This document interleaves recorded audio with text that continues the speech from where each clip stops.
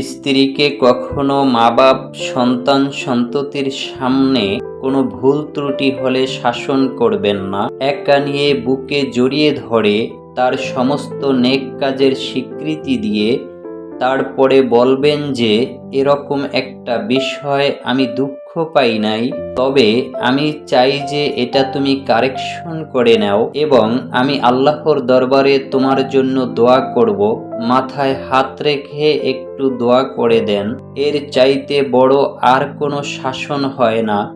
কিন্তু আপনি যদি মাকে খুশি করতে গিয়ে মায়ের সামনে তাকে ধমক দেন, সে ফুঁসে উঠবে।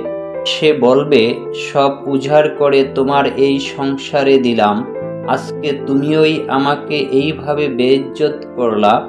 সে মানুষ তো, তার মানবিক রিয়েকশন হবে, এই কাজ করব না আমরা কেউ। আমাদের জীবনের অংশ, আমাদের হাড়ের অংশ, আমাদের কলিজার অংশকে আমরা সেভাবে সম্মান দিব ইনশাল্লাহ। আমরা ভালোবাসবো, সে আমার স্ত্রী। আমরা শ্রদ্ধা করব, সে আমার সন্তানের মা। স্ত্রী হিসেবে ভালোবাসা পাবে, মায়ের জাতি হিসেবে সে সম্মান পাবে।